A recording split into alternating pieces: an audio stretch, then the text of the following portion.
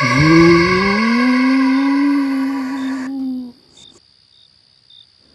রাত হয়ে গেছে, লাস্ট ট্রেনটাও চলে গেছে। আজ রাতে মনে হচ্ছে এখানেই থেকে যেতে হবে।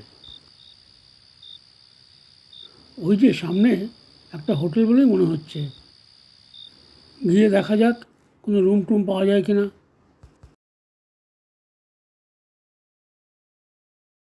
আজ রাতের জন্য একটা রুম পাওয়া যাবে? কজন আছেন? না, মানে আমি একাই থাকবো। এই রুমটা খালি আছে, যান।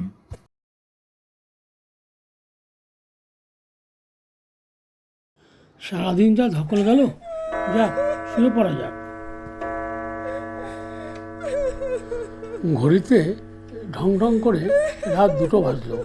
হঠাৎ একটা মহিলার কান্নার আওয়াজ শোনা গেল। ভদ্রলোক ভূত প্রেত বিশ্বাস করে না, তাই সাহস করে একটু এগিয়ে গেল। আওয়াজটা মনে হচ্ছে এই ঘর থেকেই এলো। সামনে যেতেই আজকে উঠে একটা ক্ষতবিক্ষত মেয়ে বসে বসে কাঁদছে, ভয়ে চিৎকার।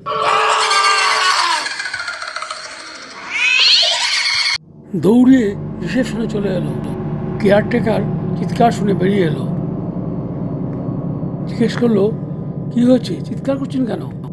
সব শুনে কেয়ারটেকারও খুব আঁতকে উঠলো এবং দুজনে মিলে একসাথে ওই ঘরটাতে গেল।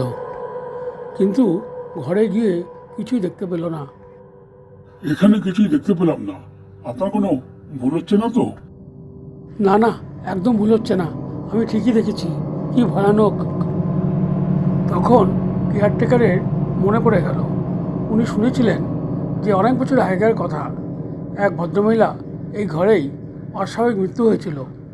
কিন্তু তারপরেও এখানে অনেকেই এসেছিলেন, কিন্তু কেউ তো এই ঘটনার কথা কখনো বলেনি। খুবই ভয়ানক ঘটনা। যাই হোক, ম্যানেজারকে জানাতে হবে।